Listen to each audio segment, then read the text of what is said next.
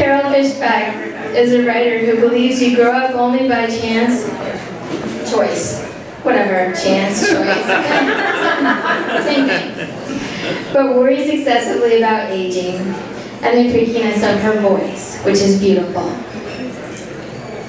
A perpetual student, she started nursing school almost in time to receive Social Security.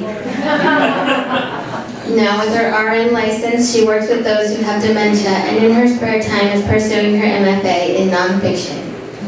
She has been editor of a few inconsequential newsletters that are buried deep in archives no one will ever see, and has one perch and published short stories somewhere. She writes life vignettes that may someday be collected into a memoir. Good. Please welcome Carol Fishback.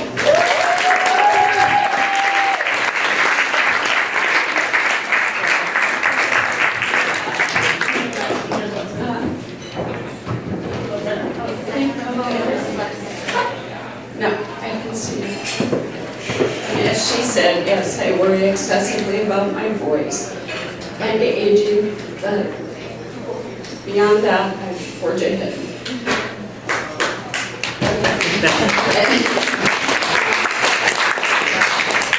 Folded bird. Last night, the young woman perched herself 187 feet above the cold, swift currents of the Puget Sound. Gray hoodie and torn jeans barely a barrier against the icy winds that must have assaulted her skin. Now, in the same clothes, she sits unmoving at a stained and battered oak table. Her hands clutch her edges crossed against her belly as though she could fold herself into an origami bird and fly away. Downcast eyes are vacant, without focus, suspended in their sockets. Perhaps she is thinking about her interrupted flight, the flight off the Tacoma Narrows Bridge, where someone stopped her before she could find out how her fragile paper wings would crumble and fail her. I gaze at her from the nurse's station, behind a window with dusty blinds that are partially open, behind the safety of locked doors, here in this drab, stark county institution for the mentally ill. I am a nursing student. The young girl at the table could be my granddaughter. I prep myself to go talk to her because this is part of my clinicals, and she is the therapeutic conversation I need to have for a paper due on Friday. For the 100th time, I wonder, what the fuck am I doing here? I look at her chart in my hands and see crooked arthritic fingers, and I wonder if I can file the edges of my nails at a different angle so that my fingers will look straight. I shake my head of the chronic fears about my age, open the door to the common room, and quickly close it behind me. The staff would not appreciate unexpected visitors. The girl does not even look up at me as I approach. I see the smudged eyeliner and the smeared mascara crossing her frozen features like deep cracks. I hold my breath as I sit down next to her and pray that I won't say anything to worsen her despair for living. If she leaves here and successfully kills herself, I would know it was my fault. There is no manual for this residency, but our instructors are clear on what to say to someone who has tried to commit suicide. Ask them if they have plans in place. Ask them if they have tried it before. Ask them if they still want to die. Hi, I say. She glances up. Hi, she says, and looks down again. What do I say? How do I reach across the chasm between us? Those unmoving facial muscles, so like my mother, only she laid in a fetal position on the couch in the dark. Here there are only chairs and this table and the musty smell of used things. I pause, consciously trying to slow my heart rate and ask her what happened. I shift in my chair and try to figure out where to place my clammy hands. What pose should I take? How can I look open and helpful?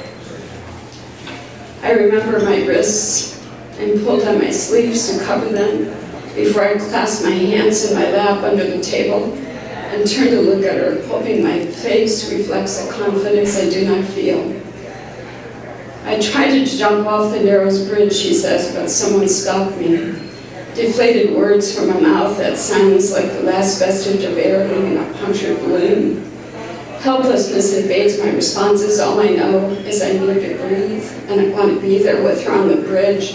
I want to feel the wind tearing through the layers of my skin, look down at the roaring current beneath the surface, see the waves flapping below me as I free fall towards them, feel the undertow pulling me into the abyss. I want to see her pain. I want to embrace it and tell her it's okay. She's okay. She's beautiful. She has family and friends and people that love her. I love her.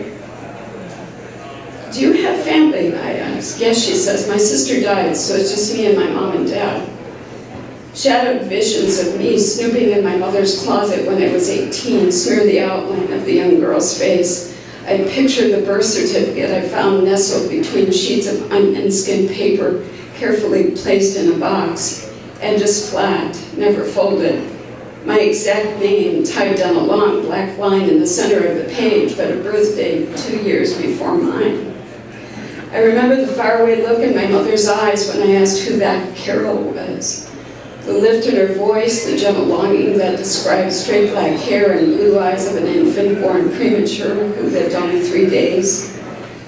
I think of how I was named Carol after her, how my birth certificate was folded and placed into a stained envelope, how my mother pulled my curly brown ponytail and called me a whore before I even knew what that was. Great towns of forgotten photos from my mother's family album drifted to my vision. A tall, thin young woman with her arm around my mother. They were laughing. She was my mother's older sister who died from kidney failure shortly after that picture was taken. I hear the quiet tones of my mother always telling me she should have been the one who died instead of Emily. I think about how I know I should have been the Carol that not only died, but never was. I want to tell this beautiful young woman she doesn't have to die because her sister did. But I can't because I didn't know it then. I didn't even know it when I left the facility and sat in my car and sobbed. Instead, I stare at the table and run my fingers along a deep, narrow scratch, become clinical, and work up the courage to ask my final question. If you left here right now, would you try to kill yourself again? But I already know the answer.